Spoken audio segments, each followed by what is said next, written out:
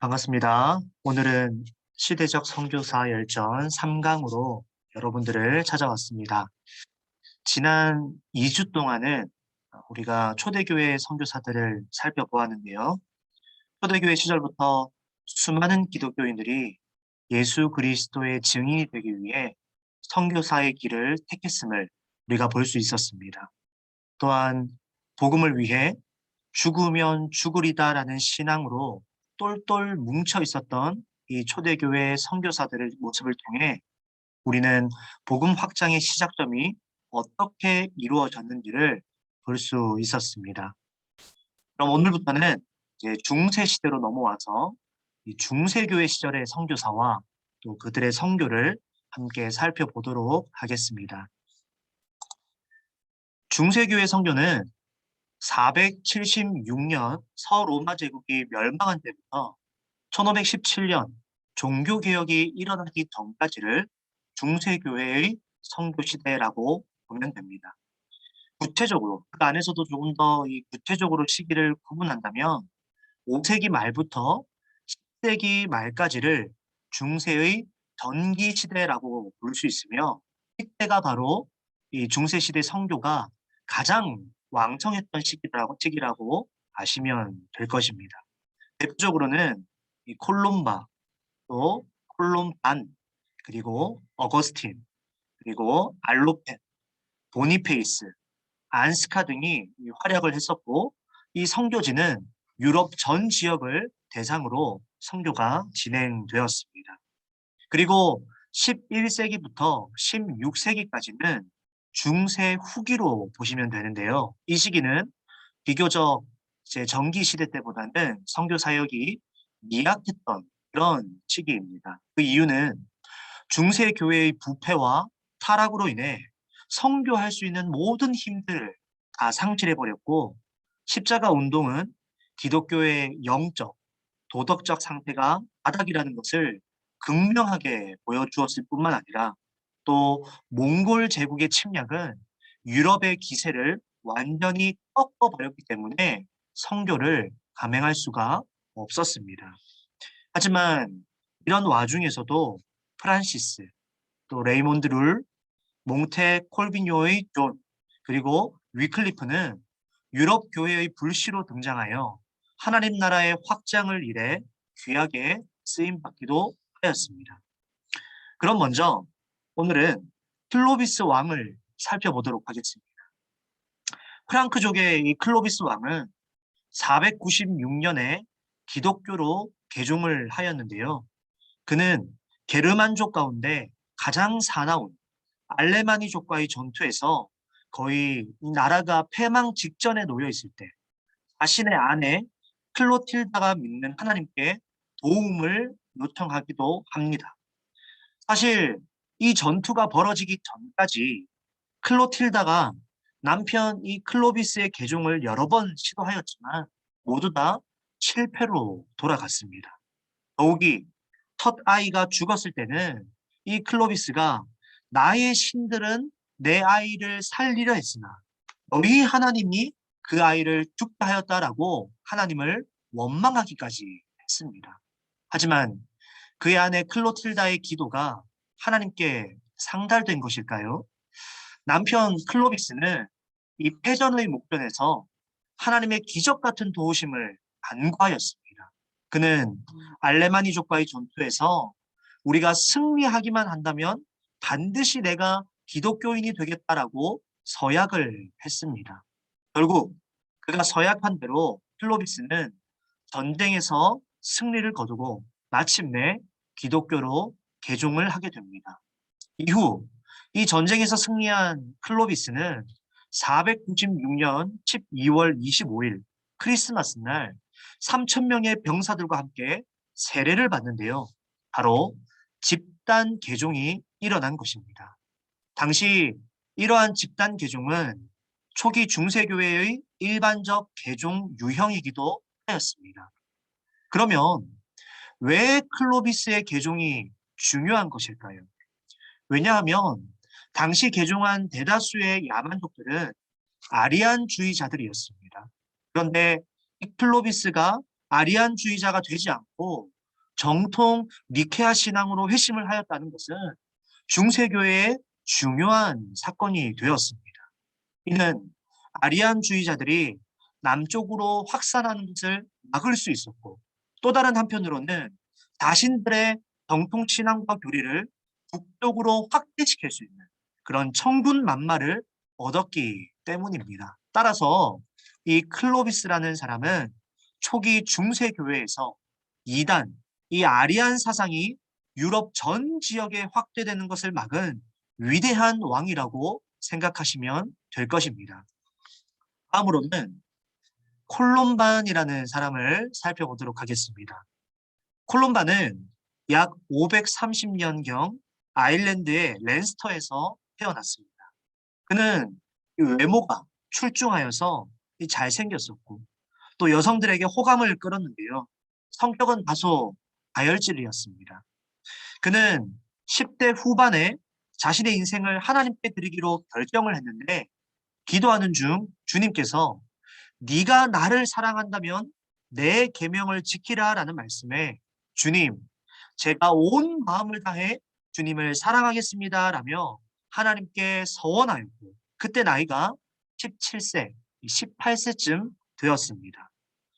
처음에 그는 클리리시 섬에 있는 작은 학교에서 성경과 교회사와 라틴어를 배우다가 현재 웨일즈에 있는 벵거 수도원으로 옮겨서 콤갈이라는 스승 밑에서 훈련을 받았습니다. 이후 그는 더 이상 아일랜드에 머물지 않고 구약 성경의 아브라함처럼 타국으로 가서 복음 전하는 자로 인생을 살기로 마음을 먹게 됩니다. 콜롬바의 성도는 참 독특했습니다. 대개 수도사들이 어떻습니까? 수도원에서만 머물면서 사역을 했지요. 하지만 이 콜롬바는 타국을 떠돌아다니면서 복음을 전하는 자였습니다. 이런 자들을 패러그린, 이 그리스도를 위한 방랑자들이라고 부르는데요. 이 콜롬바니 그중에 단연 최고였습니다.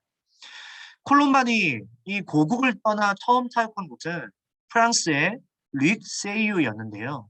그는 이곳에 수도원을 설립하여 20년간 사역하였고 수많은 사람들이 몰려와 엄격한 규율들을 실천하며 이곳에서 신앙생활을 하였습니다. 이후 이 콜롬바는 일행들과 함께 이 스위스의 라인 강까지 이동하여서 그곳에 있는 원주민들에게 담대히 복음을 전하여 이들을 기독교로 개종시키기도 하였습니다. 이 모든 과정을 통해 우리가 볼 수 있는 것은 이 콜롬바는 중세교회 초기 순회 선교의 대가였다라는 것을 볼 수 있습니다. 그는 다른 수많은 수도생들과 같이 한 수도원에만 머물지 않고 각 나라를 돌아다니며 복음을 전하고 또 수도원을 세우는데 평생을 바쳤으며 그의 헌신과 선교 활동을 통해 기독교인이든 혹은 비기독교인이든 모두가 그에게 큰 영향을 받았습니다. 이를 통해 콜롬바는 사도 바울처럼 한 지역에만 머물지 않고 여러 지역을 다니며 교회를 세우는 위대한 순회 선교사임을 우리가 알 수 있습니다.